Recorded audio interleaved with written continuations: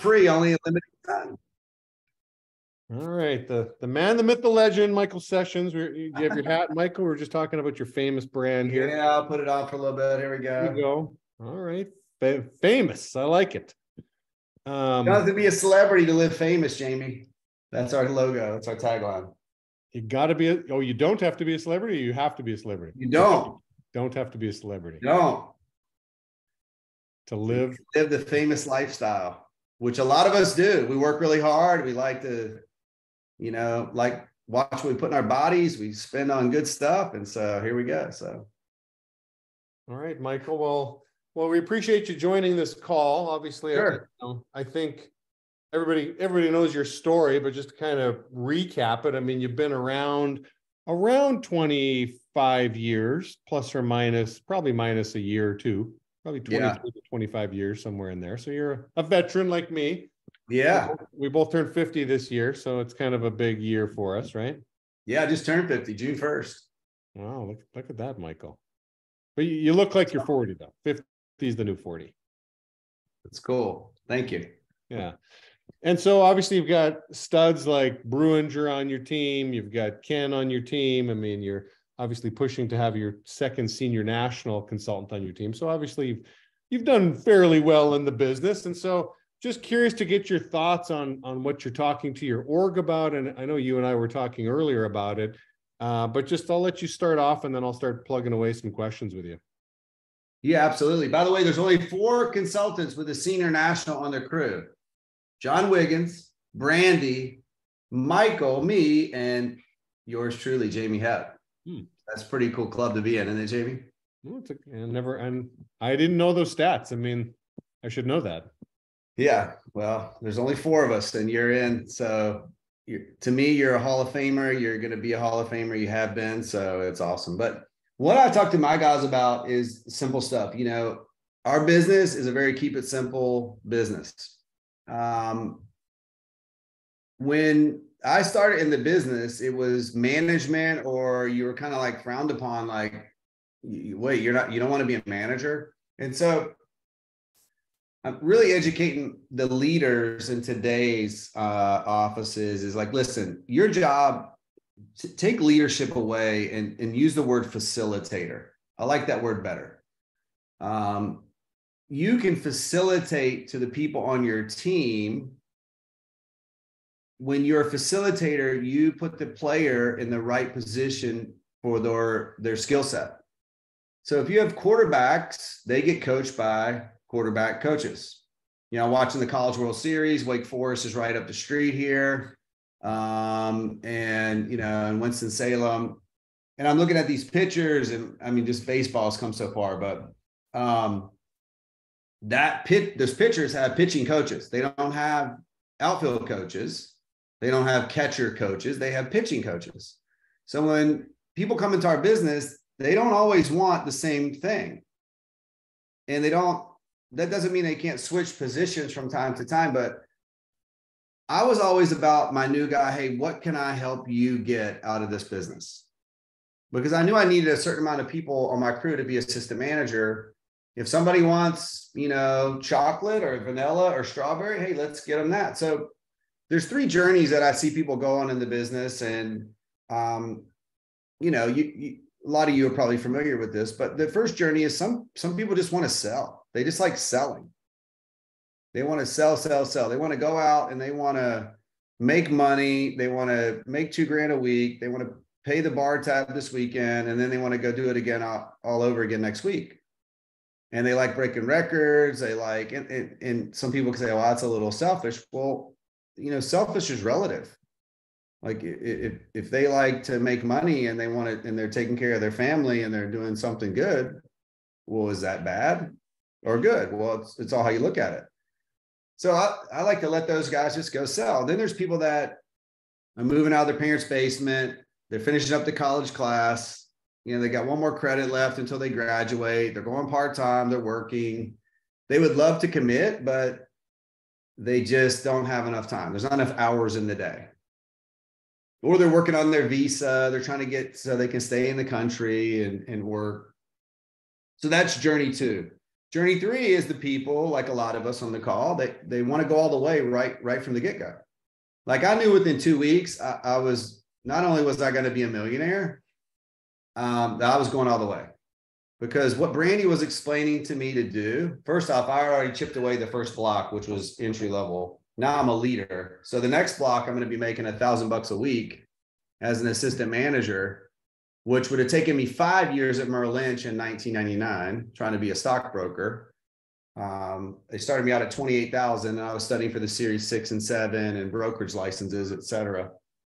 5 years in, I would have been at right around 50K, had everything worked out.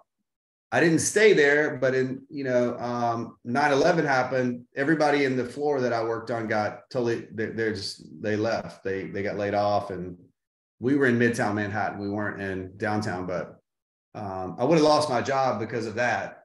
But anyway, so I had worked for 10 years from 15 to 25. So I knew what I didn't want. Blue collar, white collar, it all had seniority, it all had politics, it all had, how long had you been there? And I was like, as long as what I was doing with Brandy was like legal and I could sleep at night, I wasn't like, making people feel bad to sign up with me. I was like, I'm all in. And this is what I've been looking for. So for me, early on, I was in that third lane or third area, however you want to call it. I was like, I want to go all the way. And so I really feel like as leaders, we need to sit down with someone. Now, here's what we all have to have in common. We all have to come through for the clients. I don't care what journey you want to go on. If you're a hard rock kind of guy, you like the Grateful Dead, you like, rap, it doesn't matter what genre you like. We all have to do one thing, and that's come through for our clients every week. So we have to qualify for leadership. We got to go out. We have to get the job done, or else there's no opportunity. And so I make sure that we all know that all the leaders know that you have to qualify every week. But once someone gets a leadership, I encourage leaders to have a conversation with their new guy. So Jamie, I'll kind of role play with you. I'll be like, hey, Jamie, congrats. You got promoted to leadership. Super proud of you. I knew you were going to do it. You just so tenacious. You work hard. So Jamie, we got to have a pretty important conversation. My job as your leader is to facilitate everything I can for you so that you get the best out of this business. If you're happy coming to work every day, getting something that you want, then you're going to be excited coming to work. And that makes my job easy. So what I need you to do, I don't want you to answer me right now. Go home tonight, think about it, sleep on it. But tomorrow when you come in, if for the next 60 to 90 days, you could pick one of these 3 areas. And Jamie, it's really important you don't tell me what you think I want to hear. I need to know what you want. Would it be sales? Hey, let me just learn at my own pace, or I want to go all the way. Now, listen, Jamie, at any moment, those can switch. You can go, hey, I'm just going to do sales. And 90 days later, you might come grab my shirt and go, hey, Michael, I have to have a talk with you. Yeah, Jamie, what's up? Hey, I want to go all the way. I see how much money that Brandy makes. I want that kind of money versus the money I make doing sales every week. Okay, perfect. Jamie, the reason I'm having this conversation is because depending on what you want, it depends on how I coach you. If you just want to do sales, hey, that's easy for me. You don't have to come in early and learn the interview script and start doing second interviews. You can just, I'll teach you some sales skills. We'll get you around the high rollers and we'll make sure you can just sell like crazy. If you need time, you want to sprinkle on a little bit of the learning in that second journey in the business. You want to dedicate more time, but it's going to put a lot of pressure on you. Then, hey, we'll do it a little bit at a time. I'll teach you leadership. I'll teach you training. I'll teach you how to have conversations a little bit at a time, so it's not so overwhelming. And then if you're the person that wants to go all the way, we have a whole different set of criteria, coaching. You need to set up a one-on-one with Brandy every week. We need to be here a little bit early. So those people that want to go all the way, they expect that extra learning and extra practice. My daughter's at IMG right now, is at camp in Florida, IMG Academy for Soccer. And she knew going there, it was going to be, it's the elite, boarding school in the world for athletes. And she's there now. And she's seeing why there's such a great, school and academy, but she wants to play soccer at the next level. So that's an example of someone who wants to go all the way in that area of something that she cares about. So I feel like we lose leaders that get promoted and they don't know how to tell us that they can't come back in, but all of a sudden and I've done this as myself as a manager. I've sat down with a new leader, went over the leadership book with them, and we're doing this and we're doing all this and that and that. And then they just didn't come in the next day because they're just overwhelmed. I'm coaching quarterbacks with a linebacker coach, which is basically like a foreign language. Nothing a linebacker coach can do really will help a quarterback, except for maybe a couple things. So it's about getting the best out of your players. And as a great leader, as a great coach, your job is to identify a skill set, is to identify the person over here. And we can't just assume that one size fits all in our business. Like my hat is a one size fits all. Anyone can wear this hat, big head, small head, little head. It's a one size fits all, but our business is not a one size fits all if you're coaching and educating your people the right way. And so if you look at an office with 30 or 40 people, only about 30% of them are the top people going all the way. Then you have the middle 30% that are kind of trying to figure out what they want to do. And then you got the other 30% that they just want to focus on themselves, and that's okay. But you need sales reps on your crew if you're going to hit production to be assistant manager. So, let's not knock those guys. They and girls, they like to go out and get the job done. So that's what I've been talking about initially, just making sure that we facilitate better to the people that we're serving. Yeah, that makes a lot of sense. I mean, just picture, anybody in sports, an extreme example would be, Phil Jackson with the Bulls back in the day. Like, there's no way you're coaching Michael Jordan the same way you're coaching Dennis Rodman. Those are two very different human beings, and they need very different coaching. So yeah, somebody who's just really looking to have a good time, get the skill set from sales and the money from sales is much different than that opportunity seeking person. How quickly are you, what are you recommending on how quickly we have conversations like this with people?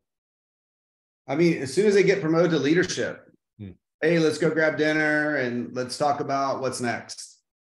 Because I need to know what's next. If Jamie's a leader on my crew and you just got promoted, I need to know what's next for me. Like, what's this guy want out of the business? And I can't assume that I know, Jamie wants to go all the way, so I'm going to have him come in and watch me start shadowing interviews, and he's got to be here 30 minutes early. And think about this for a second. A lot of times when we have those conversations, that person has only gotten one paycheck. And it's usually like a training hybrid commission check. It's not even like a full check. It's like, man, listen, I'd love to go all the way, but I just want to make sure those sales I did 2 weeks ago, like if I get that check for $1,500, I'm all in. But we're trying to sell them something already. And it's like, they really haven't even kind of gotten into the game yet. You know what I mean? Mm-hmm. So I just want to know, right? And I explain that to them too. Hey, listen, your next check will be this. And I'm a full disclosure guy. I want people to know where they stand at all times on my crew. And, Coach K in his book, when he coached at Duke, he's like, you're going to learn a few things when you come to Duke. You're going to be a good person. You're going to have good ethics. You're going to get a great degree. And in his book, he's like, we might play some basketball. So it's not just about, hey, we're just going to come play basketball. I'm teaching this person how to be, better in all areas. And so I can't do that if I have a hidden agenda, and people see through that anyways. I want them to know I'm genuine, and I'm willing to work as long and as hard and be obsessed about my goals until I hit them, regardless of what anyone on my crew does. They can quit, they can do whatever. I am still staying the course, and I'm going to hit my goals no matter what they do. But it helps me if I can coach them based on what they want Yeah. Once again, the caveat, we have to all qualify for leadership. So you can't miss work. You can't do 2 apps a week and then us have a deal. The deal is, this is what I can bring to the table for you, but this is what we need from your end. So and I'm assuming the conversation continues, like, guy says, listen, Michael, I'm that all the way guy, I'm bucket 3. And then as time goes on, you see that, oh, Jamie's absent for team nights. He never shows up. He's mediocre with his performance. Then obviously you got to re-engage. Like, are you sure bucket 3 or path 3 is the one you want? I mean, so you're kind of realigning, I'm sure, as you're observing action. Yeah, I'm just saying, well, let me explain to you what that looks like. That's going to require you to be here earlier. You're probably going to stay a little bit later than everyone else. And I just tell them, responsibility equals income. The person with the most responsibility in this building is Brandy, and she makes the most money.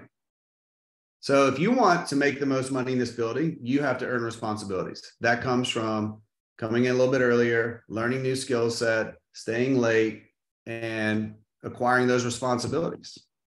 And so they have to know what they're getting themselves into. And they go, I want it all. Like, that's what I wanted.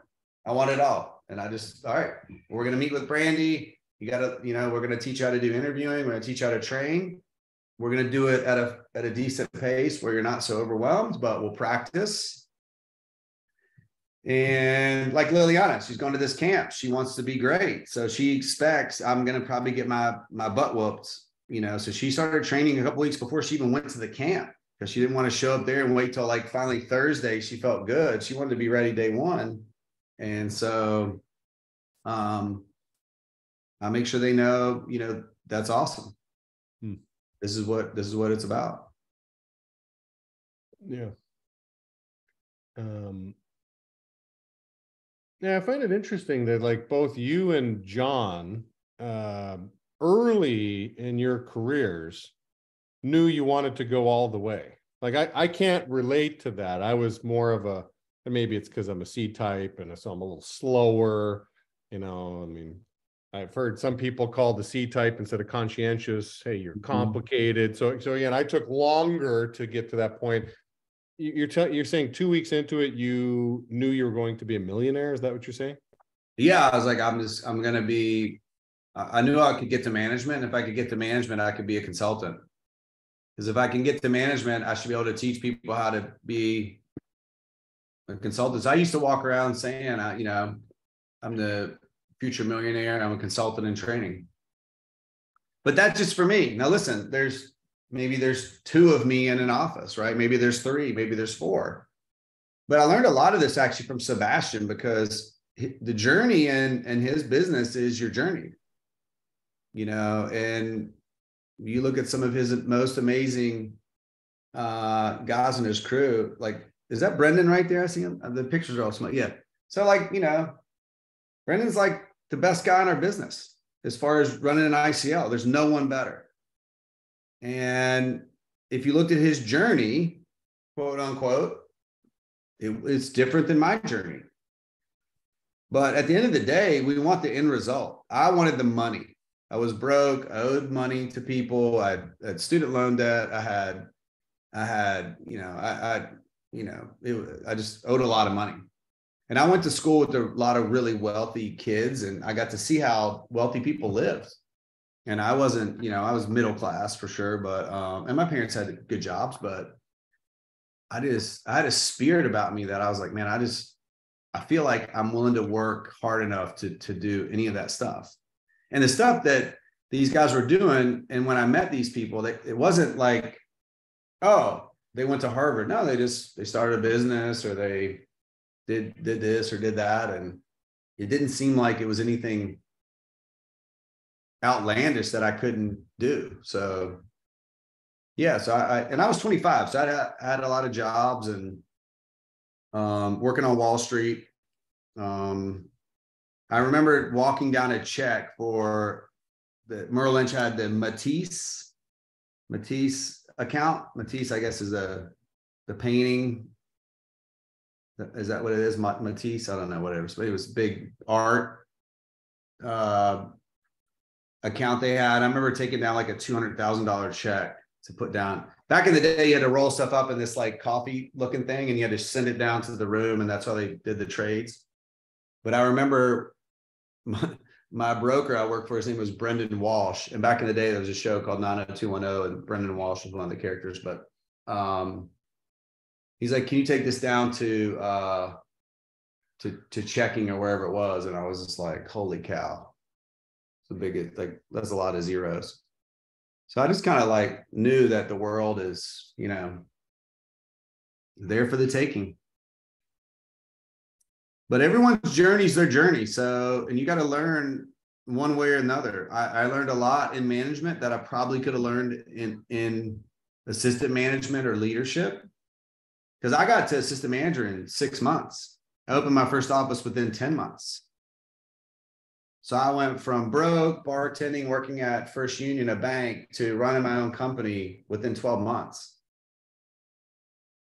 And 4 years later, I was a consultant, or 4.5. But so, you know, Brandy could lean on me because she knew that I wanted the responsibility. Not everybody is ready for that right away. It takes them a while. And I think Brendan is a great example of that. I mean, you know, he's setting records. He's like the Wright brothers. I live in North Carolina. These guys are the first in flight. Like, he's creating stuff that never existed before. It's like the 4-minute mile. David Bannister. And so, hey, look at this, the way to innovate, right? When you and I started, Jamie, we didn't make any money hardly. So we had to do team nights and hang out because all we had was the relationships. I mean, we made a little bit of money, but, you know, I think relative to today, you know, I don't know. So everybody's different in your business. Coach them based on what they want and their needs, and you'll get the best out of your company, because you work really hard to recruit these people. And some people want to be quarterbacks. Some people want to be linebackers. Some people want to be, you know, field goal kickers. Lord knows the Cowboys could use some field goal kicking. I just saw that on a ESPN update. They missed the most extra points last year. So I hope all that makes sense. I mean, that's just what we're helping coach people on. Another thing that I help people with is the conversation that they have with their new guy before they go home to whoever they live with. So sometimes I'll ask managers, I'll be like, who do you work for? And they'll say AT&T. I'm like, no, that's who you work with. Like, who do you work for? And they're like, oh, well, I work for Marketing Endeavors, Brandy's company. I'm like, okay, yeah, you work for Marketing Endeavors, and Marketing Endeavors is a what? Oh, it's a sales and consulting business here in Charlotte, North Carolina. And we do face-to-face sales on behalf of our client, AT&T. So, and then all of a sudden they see an opportunity meeting, they hear about Sidcor. So all of a sudden, everyone has 3 different companies that are involved in their day-to-day working relationship. If you work at Amazon, Jamie, and someone says, hey, who do you work for? What do you say? Amazon, right? I've literally had people say, oh, I work for Sidcor. I'm like, no, wait, you don't work for Sidcor. Did you fill out a I-9 W-4 for Sidcor? Like, oh, no. And they're just so confused. So we take a new person out. They fill out paperwork for Marketing Endeavors. We go to a Target. We sell AT&T. And then we expect them to be able to go home and explain to their parents about their new job. When people get new jobs, that people are like, oh, I got a new job. People don't go, I got a new job. And they go, oh, yeah, I got a new job. So then these poor new guys go home and they have no idea how to explain what the heck just happened. They liked it. They enjoyed it, but they have no idea how to explain it. And so the conversation kind of goes like this sometimes. Oh, wait, so you were at Target? Well, yeah, but we were working for AT&T. Wait, so do you work for AT&T or Target? Well, no, we work for AT&T. Well, actually, we don't work for AT&T. We work for Marketing Endeavors, but we sell AT&T and Target.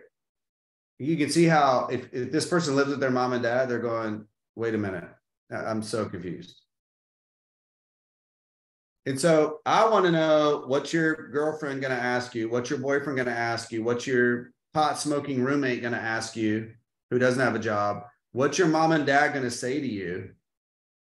So this is another conversation I had with brand new person, day one. If we get them, me and Jamie and Matt and Vera and Brandy did a study and we measure these numbers. If someone stays in our business 72 hours, they stay for months. So we just got to get them past that third day. So Jamie, I want to role play with you because I know your mom and dad are going to be excited about your job and you're excited. Jamie, who do you work for? And Jamie's like, I work for Marketing Endeavors. That's right, Jamie, you do. That's who pays you. You work for Marketing Endeavors. They are a consulting, sales and marketing business company here in South Charlotte. We've got it voted, best place to work for the last 10 years. Now, Jamie, big clients hire us to do their face-to-face interaction for their sales. And that client is who? Oh, that's AT&T. Absolutely. And where do we go and talk to people about AT&T Wireless, Jamie? Well, we go to Targets, Michael, because that's their highest foot traffic and most of their consumer customers. That's the best place to be to attract customers. Yes, Jamie, you got it. Now, Jamie, do you remember how many people that we helped out today?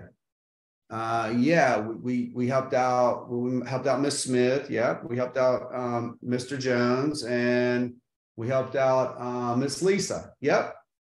And we helped out 3 customers. And do you know how many phone lines they had? Yeah, I think it was 11 total, wasn't it? Yep. And Jamie, do you know how much I make on every line? It's $65. I'm making this up. I don't know exactly what it is. Yeah, it's $65, and we did 11 lines. So Jamie, I made $600 today. Now, Jamie, there is a base because we have to pay, hourly. However, the base plus commission, or the greater of the commission, is how I get paid. So the base is $500 a week. As you can see today, I already beat that in one day. So I'm on the full performance pay plan.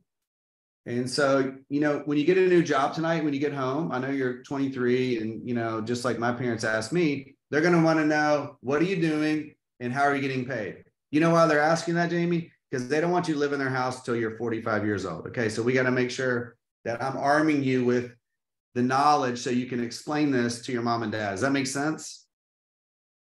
Yes. Okay, cool. So you feel good about that? And it makes sense why companies would outsource to us, because we're excited. We work for Marketing Endeavors. We're not really so worried about AT&T's bottom line necessarily. And that will keep your new guys coming back in the next day. Think about how many new guys we lose because they just get stuck in that conversation. And the worst objections they've heard all day is their parents. And I want to protect my investment. If I'm a leader and that's my new guy, I want to make sure I protect that investment. And not their parents who work at the bank, a corporate job for the last 30 years going, put your safety in a salary.